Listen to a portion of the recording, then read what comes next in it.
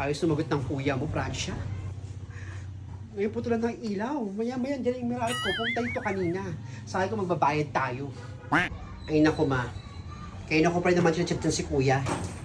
Mukhang hawak siguro ni Blandina yung cellphone kaya hindi nagre-reply. Kuya mo talaga. Ayayin mo na yun ma. Katawag din niyo sa atin maya-maya. Tawag mo na ako. Sige po dyan muna kayo sa loob. Ako muna magbabantay dito. A few moments later. Francia? Ito na ang ilaw. Francia! Ma, naputulan na po tayo ng ilaw. Sasabi ko, ng ilaw. Gagawin natin, yun natin ilaw, Francia. Ano ba yun, magmukha kayo ng paraan, wala tayong ilaw. Ang init-init pa naman, di ako sanay na walang electric fan. Tumigil ka, ano akong gagawa ng paraan? Gagawa ako ng paraan eh. Hindi ka kasi magtrabaho, para kumita ka ng plan, makatulong ka man lang sa nanay mo. Dahil ka nakailata dyan. Oo, nakailata, nakatulong naman ako sa kanila. Kaya sa mga kapitbahay, tayo lang walang ilaw dito. Talagang nakakaya sa kapitbahay. Kaya, magbukas sila ng kandila. Pabili nga. Francia, benta mo nga muna. Kaya.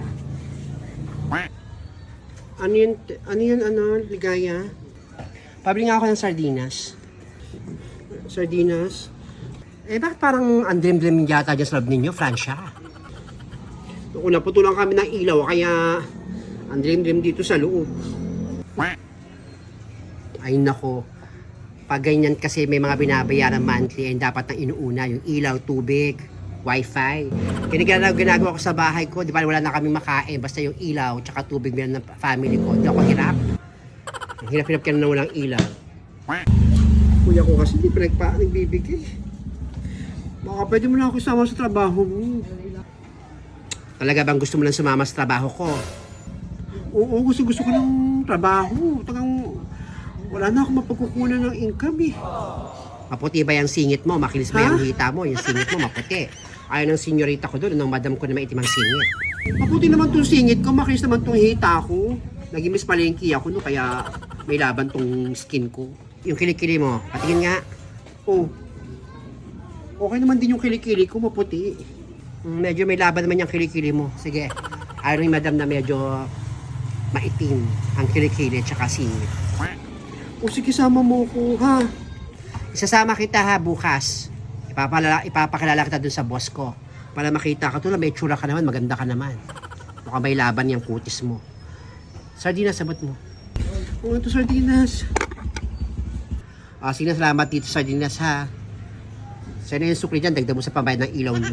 Sige, bukas kita tayo. Sige, kita tayo bukas. Salamat, magkakatrabaho na ako.